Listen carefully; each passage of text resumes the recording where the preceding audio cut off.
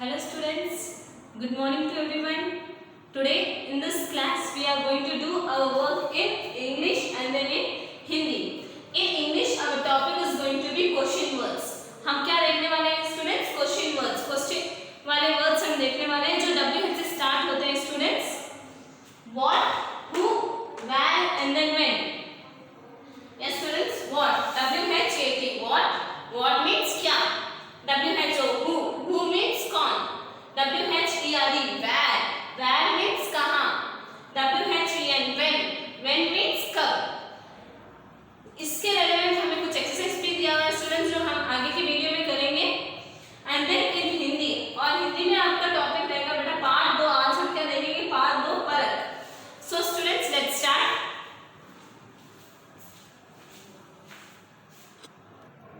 Yes students, question words. What, who, where and then when. Read and knows. बेटा आपको ये learn करना है एंड प्रोनाउंसिएशन का ध्यान रखना है students. What is this? First tell me what. What का क्या मीनिंग होता है स्टूडेंट्स? What का मतलब क्या होता है? What means क्या. What is this? This is a book. What are these? These are birds. What are you reading? I am reading a story book. What does it say? It teaches me good manners. Who?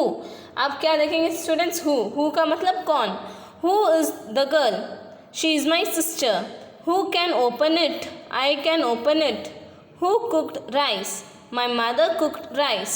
Who are those boys? They are my friends. Now where? Where का मतलब क्या होता है students? Tell me. Where means कहाँ. Where is the station? It is on the road. It is on that road. Where are the bananas? They are in the kitchen. Where have they gone? They have gone to school. When is? Beta now we are going to see the use of when. When का मतलब क्या है students? कब. When is Diwali? It is on 17th November. When will the train depart? It will depart at 4:30 p.m. When did you call me? I called you at 7 o'clock. Yes students. And जब हम question पूछते हैं या फिर लिखते हैं, जब question लिखते हैं तब हम क्या किसका यूज़ करते हैं लास्ट में? क्वेश्चन मार्क का.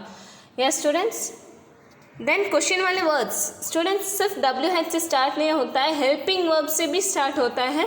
जैसे कि is it raining. Is it raining इसका जो आंसर होगा यस या फिर नो में होगा. क्या बारिश हो रही है? यस या फिर नो में होगा. Is this is your pencil. क्या ये आपकी पेंसिल है? यस या फिर नो में आंसर होगा. WH वाले क्वेश्चन जो है वो थोड़ा सा लेंथी होता है स्टूडेंट्स. सो इसके रेलेवेंट हम कुछ एक्सरसाइज भी करेंगे students. Filling the blanks with what, who, where, when. The answers on the right will help you use suitable question words. What are you doing? I am doing my homework. Who stole my book? Shahila stole your book. Where are the books? They are in the bag. When is your birthday? It is on 15th November. Where is the teacher? He is in the class. What did they see? They saw a snake. Where does Megha live? Megha lives in Surat. Who wrote a letter? I wrote a letter. What is this? This is a bus. Where are they going? They are going to Delhi. What do they sell? They sell TVs and computers. Who is sitting there? Mr. Bose is sitting there. When will you see me? I will see you tomorrow. Where did you wait? I waited at the station. What time is it? It is 4 a.m. Yes students, you have to complete this exercise. आपको learn भी करना है students.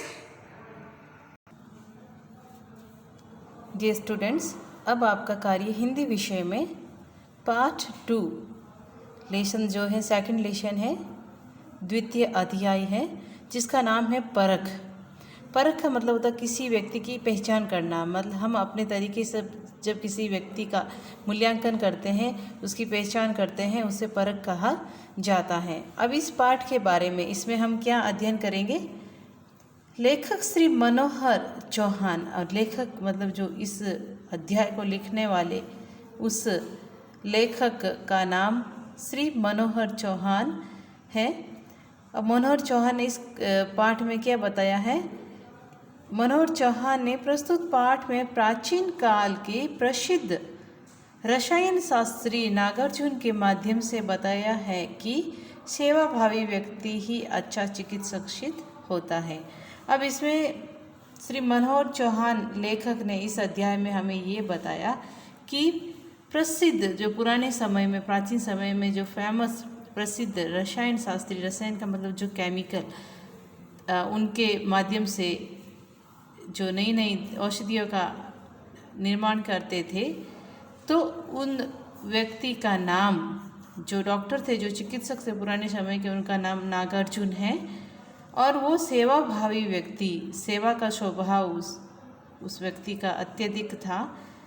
और जिस व्यक्ति का स्वभाव सेवाभावी मतलब दूसरों की सेवा के लिए अगर वो तत्पर रहते हैं, तो ऐसे व्यक्ति ही अच्छे चिकित्सक, अच्छे डॉक्टर सिद्ध होते हैं। नागार्जुन जो रसायन शास्त्री थे, चिकित्सक थे पुराने समय के, उनके बारे में इसमें बताया गया है। नागार्जुन का नाम आपने अवश्य सुना होगा।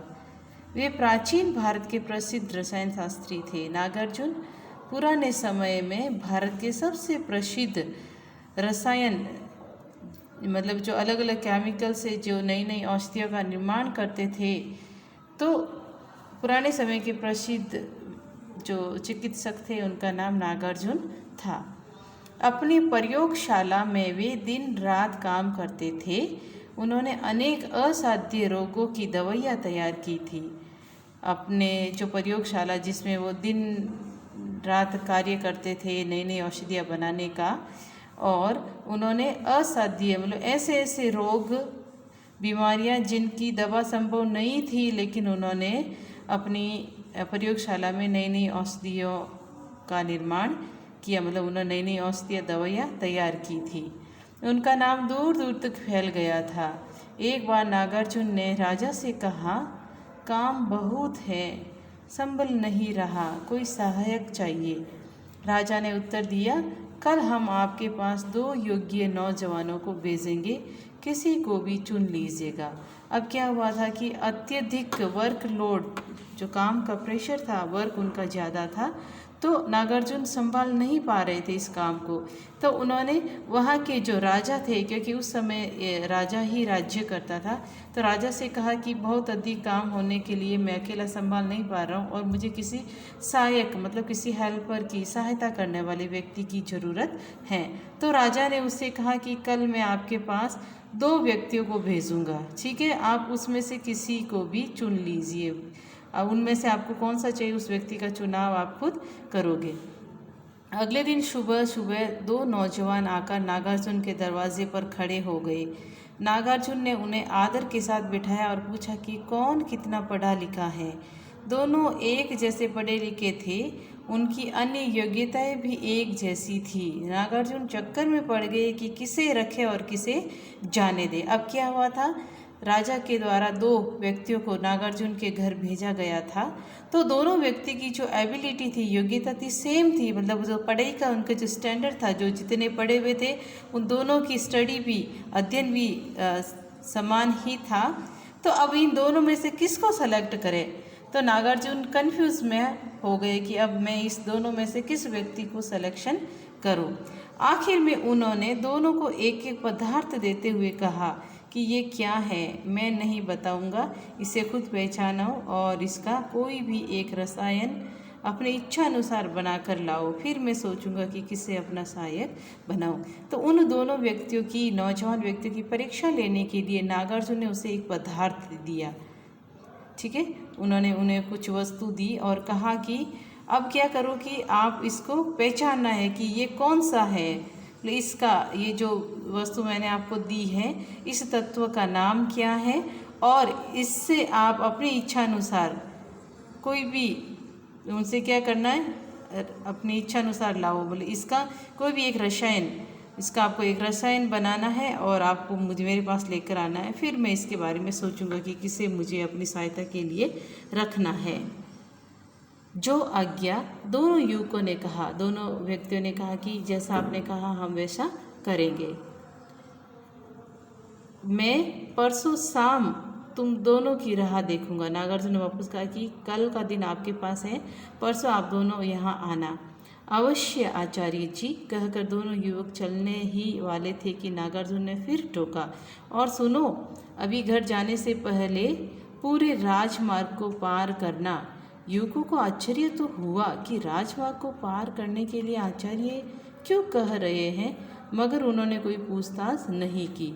तो नागार्जुन ने जब वो व्यक्ति जा रहे थे तो उनको टोका था, उनको रोका था और कहा था कि घर जाने से पहले पूरे राजमार्ग, जो राजमार्ग है मुख्य मार्ग, उसको आपको पार करना है। और उन दोनों व्यक्तियों को सरप्राइज हुआ था, आश्चर्य हुआ था कि ऐसा क्यों कह रहे हैं, लेकिन उन्होंने नागार्जुन से कुछ भी नहीं पूछा था।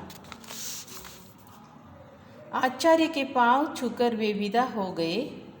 तीसरे दिन शाम होते ही दोनों आ पहुँचे। एक का चेहरा चमक रहा था और दूसरे का बुझा हुआ था। अब क्या हुआ था, जब उनको, जैसे कि उन्होंने, नागार्जुन ने कहा था कि कल का दिन आपके पास है, परसों आना है, तो तीसरे दिन वो दोनों व्यक्ति नागार्जुन के पास पहुँचे, जिसमें एक व्यक्ति का चेहरा तो चमक रहा था, एक व्यक्ति तो बहुत खुश था, लेकिन दूसरा का चेहरा क्या था, बुझा हुआ था, वो उदास था।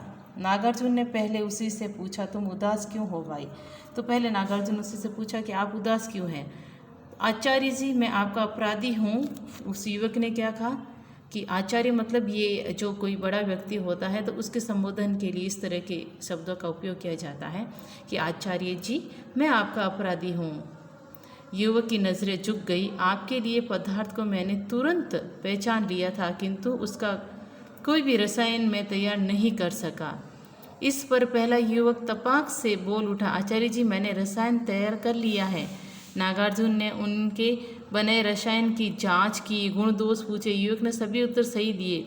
दूसरा युवक तो नज़रें तक नहीं उठा पा रहा था। नागार्जुन ने उससे फिर पूछा, तुम रसायन क्यों नहीं बना पाए?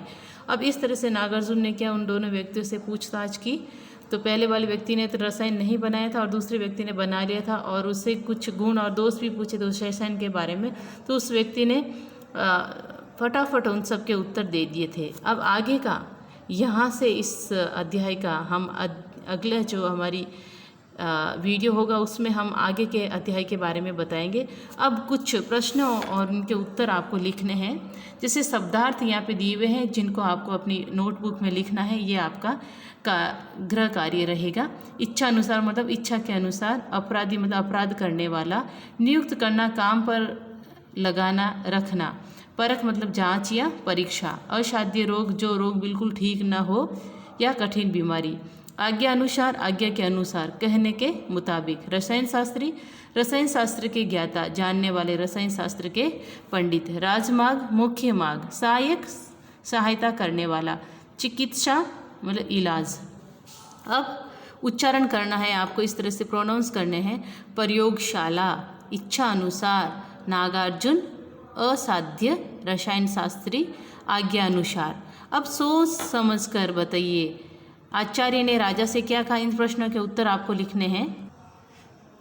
प्रिय विद्यार्थी, इन प्रश्नों के उत्तर जब हमारी ये लेशन पूरा हो जाता है तब करेंगे। अभी आपको इन शब्दार्थ को लिखना है और फिर सही विकल्प, उसके ऊपर टिक, ये सही का चिन्ह लगाना है। युवकों ने विदा होने से पहले आचार्य के पांव छुए, मतलब ब सही है।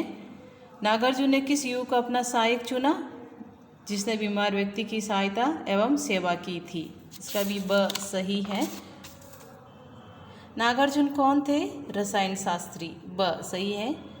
दोनों नौजवान कैसे थे? एक जैसे पढ़े लिखे, ब सही। सब चुनकर रिक्त स्थान भरिए। नागार्जुन, इसमें ये जो दूसरा जो शब्द है ये पहले क में आएगा। नागार्जुन ने उनके बनाए रसायन की जांच की। जो सेवा नहीं कर सकता वो चिकित्सा कैसे करेगा? ख में ये चिकित्सा लिखा जाएगा। नागार्जुन प्राचीन भारत के प्रसिद्ध रसायन शास्त्री थे, ग। उन्होंने अनेक असाध्य बड़ा घ रोगों की दवाई तैयार की थी। सही कथन पर सही तथा गलत कथन पर क्रॉस, मतलब ये क्रॉस का चिन्ह लगाना है। किसी ने भी बीमार व्यक्ति की सहायता नहीं की, क्योंकि एक व्यक्ति ने की थी, इसलिए ये कथन क्या है? असत्य है, मतलब इस पे ऊपर हम क्रॉस करेंगे। दोनों युवक उस राजमार्ग के गुजरे थे, ये सही है।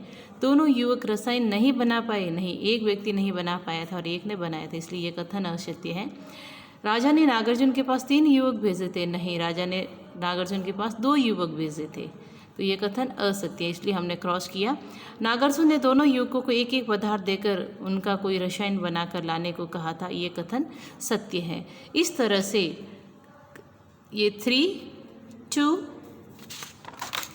और फर्स्ट सही विकल्प का चिन्ह, इसको ये आपको नोटबुक में लिखना है। इसके साथ में शब्दार्थ, ये कठिन शब्द और इनकी हिंदी के अर्थ आपको अपने नोटबुक में लिखना है।